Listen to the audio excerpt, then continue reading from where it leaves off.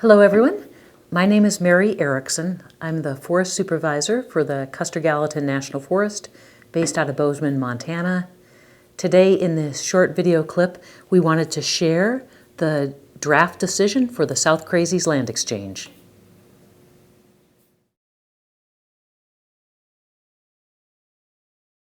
The South Crazies Land Exchange proposal has been in the works for well over a decade as negotiations have occurred between the Forest Service and 3 separate ranches.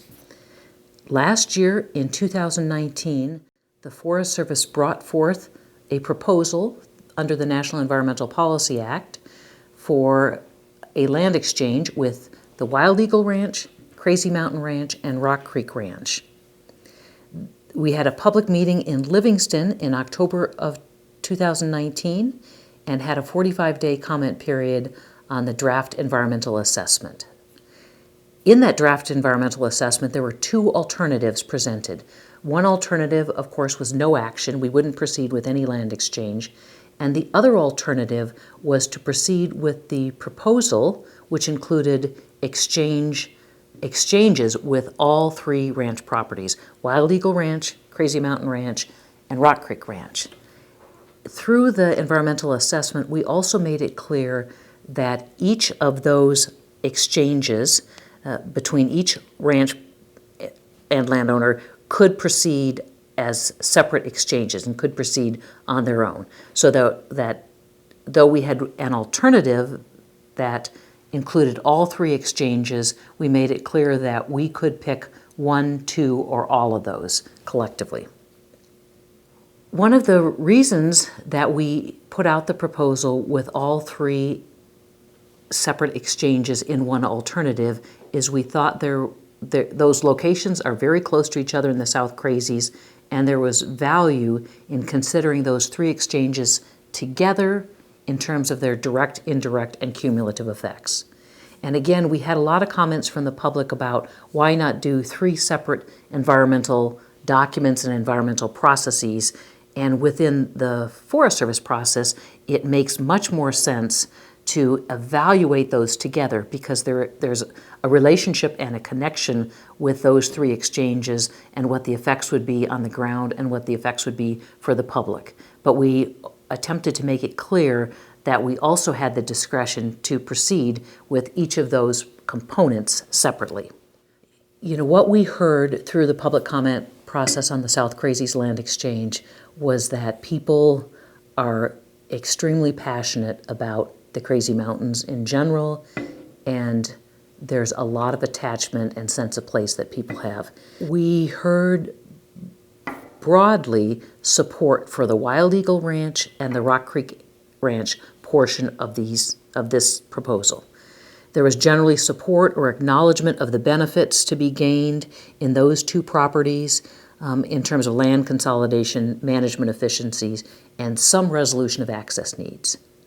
The greatest concerns we heard, and I don't want to minimize any concerns here, but the greatest concerns we heard from people was really about the Crazy Mountain Ranch portion of the proposal, and in particular, the loss of sections 4 and 8 that are currently within National Forest System lands and are used and valued by a number of people for hunting and perhaps to a lesser degree fishing and quiet and solitude.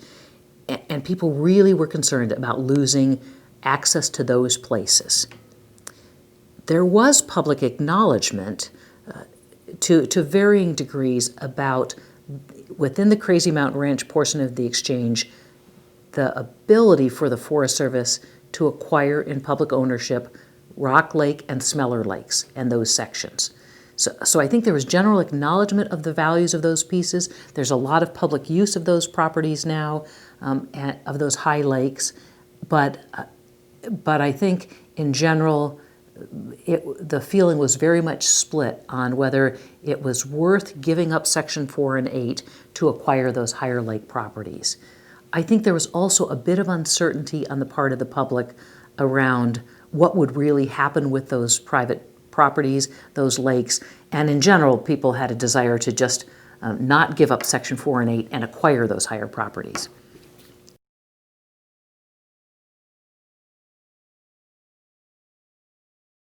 The decision that I'm making now is to proceed with the Wild Eagle Ranch and Rock Creek Ranch portion of the exchange proposal that we put forward to the public.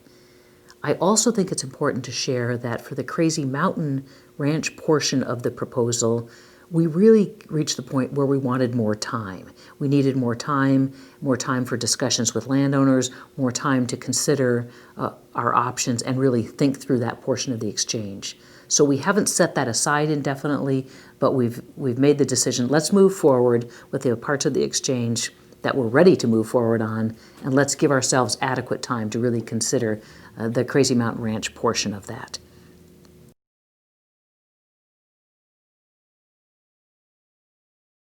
In terms of next steps, again, the draft decision is out as of today. That's available on the Custer Gallatin website. Would absolutely encourage folks to go take a look at that, review the documents.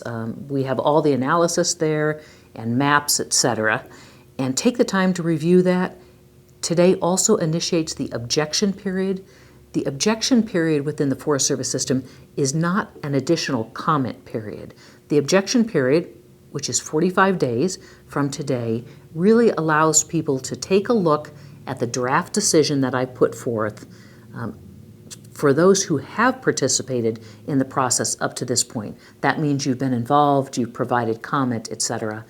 It's your ability to take a look at the draft decision and decide if there's some concern you have within that decision, something you think is missing, something that is lacking in the analysis, and you bring that forward through an objection process.